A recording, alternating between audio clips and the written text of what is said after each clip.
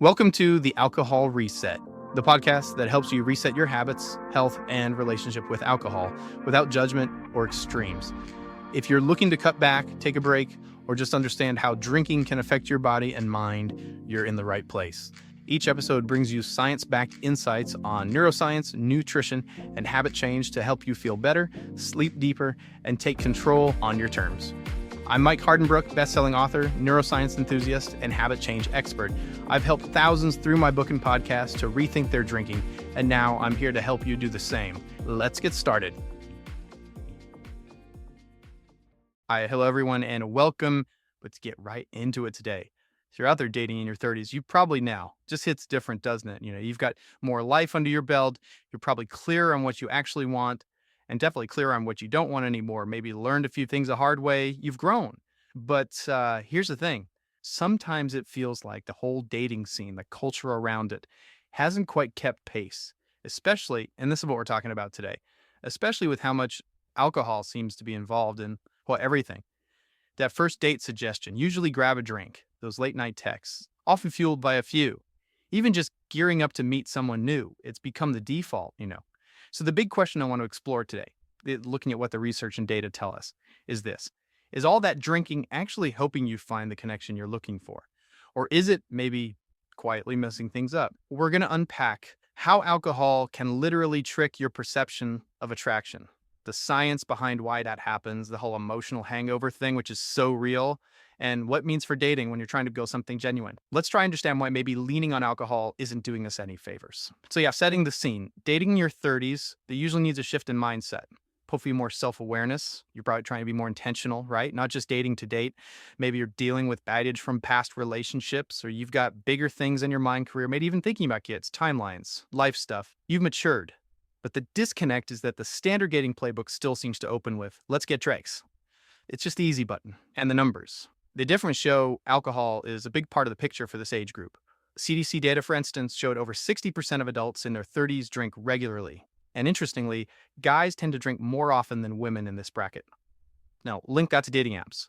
Pew Research found folks aged 25 to 39 are the biggest users. And yes, studies show a real connection between using the apps and drinking. You hear about pre-gaming, or just needing a drink to calm the nerves before meeting up. And we have to mention the public health angle too. Sources are pretty clear. Alcohol lowers inhibitions, which can lead to increased risk-taking. In dating, that might mean, riskier sexual choices, or maybe just ending up in situations emotionally or physically that you wouldn't put yourself in sober. Plus, it's not just about first dates.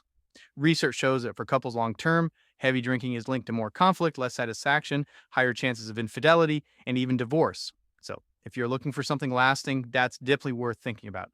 Okay, so what's actually happening chemically? What's going on in your brain? Well, put simply, alcohol messes with a key area called the prefrontal cortex. That's your CEO, your decision maker, the part that says, maybe not. Alcohol slows that right down. But at the same time, it jacks up your dopamine levels. That's the chemical that makes you feel good, rewarded, buzzy. So on a date, what does that combo do? Well, you feel more confident, maybe more outgoing, but your caution, that takes a hit. You're less likely to pick up on subtle cues, maybe ignore those little gut feelings or even big red flags, and that amazing spark you feel. Sometimes that's just the dopamine talking, not actual deep connection. Research confirms even just moderate drinking significantly impairs your judgment in these kinds of social emotional settings. And this is where it gets really interesting, especially if you're dating with purpose in your 30s. There was research from the University of Bristol that found alcohol literally increases how attractive you perceive people to be. And get this, how attractive you perceive yourself to be. Think about that for a second. You might find someone more appealing than you would sober. Maybe you overlook incompatibility because of those beer goggles or wine goggles, whatever. And maybe even trickier, you might overestimate your own charm, feel bolder, maybe you say or do things that aren't quite authentically you. When you're trying to find something real based on who you actually are, this distortion could really derail things. Makes you more susceptible to impulsive decisions, or maybe even manipulation. And then, the morning after, not just the headache, right? The emotional hangover. Alcohol kind of blurs your emotional reality in the moment. What felt like a deep, meaningful connection over drinks can suddenly feel awkward. Or maybe just empty the next day. Leads to that regret, doesn't it? Oh God, why didn't I text that? Or maybe ghosting happens because the connection wasn't actually real, just chemically induced. It creates this cycle of anxiety, maybe lowers your self-worth if it keeps happening. It leaves this residue, especially if drinking becomes your dating crutch. And look, it's not entirely your fault if you feel stuck in this. Alcohol is so baked into our dating culture. Grab a drink is the path of least resistance. We talk about liquid courage like it's a normal dating accessory. Sometimes there's even pressure, to loosen up, keep up with the other person. You'll see, I'll just point out it's used like a bonding ritual, sure, but often it's masking other stuff. Maybe fear of vulnerability, avoiding real emotional intimacy, needing that buzz to feel okay. Which brings me to the moderation idea. So many people think, oh, I just have one or two drinks, I'm fine. But the research really pushes back on that. Even moderate amounts do impair judgment. They do increase risk. And let's be real, on a date, when you're nervous or excited, how often does just one stay just one?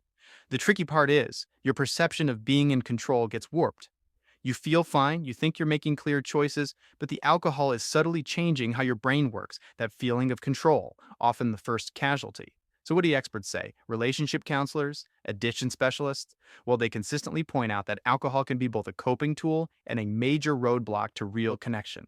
It lowers the quality of communication, big time. People use it to cover up nervousness, fear of rejection. But that prevents the genuine vulnerability you need for intimacy. And relying on it early. That sets up patterns that are really hard to change later. Plus, dating often while drinking can end up reinforcing both an emotional reliance on alcohol and just the habit of drinking more regularly. Okay, so wow, give all that. How do you start to approach dating differently if this resonates? Well, the first step, honestly, is just awareness. Recognizing the role alcohol might be playing. Maybe ask yourself some tough questions, like, would I still be excited about this date if I knew we couldn't drink? Would I genuinely enjoy this person's company sober? Am I using drinks to kind of paper over a lack of real connection or my own insecurities? Being honest there can save you a lot of heartache, truly, practically speaking. Try suggesting different kinds of first dates. Coffee, a walk, browse a bookstore, go for a hike, something where conversation is the focus, not the cocktails. Maybe try journaling after dates. Just jot down how you felt during and then how you felt afterwards once any alcohol effects wore off.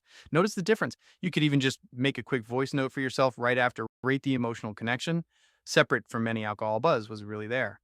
And maybe focus on building that sober confidence, finding ways to feel good, feel interesting just as you are, without needing that drink to feel date ready.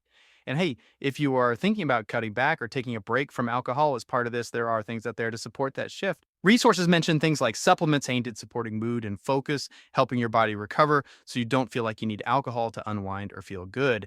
Things like Cloud9's formulas, daily restore, rise and unwind AM tools to help you build healthier habits and feel your best naturally. It's about showing up authentically. So, wrapping up, dating in your 30s, yeah, it's complex, but it doesn't have to be automatically tied to alcohol. If drinking is always in the mix, though, the evidence suggests it might be doing more harm than good, blurring judgment, maybe feeding anxiety, getting in the way of real vulnerable connection, and keeping you stuck in patterns you want to break. So here's a final thought to leave you with. If what you really want at this stage is a genuine connection, maybe the truly bold move isn't ordering another drink to ease the nerves. Maybe the boldest move is just showing up, fully present, authentic, sober, just you. Something to mull over. Thanks for tuning in. That's a wrap for today's episode. If you got something out of this, do me a quick favor, leave a rating and review on whatever podcast platform you're listening on. It helps keep the show going and would mean the world to me. Got ideas, comments, or questions? Shoot me an email at mike@trycloud9.com. I'd love to hear from you.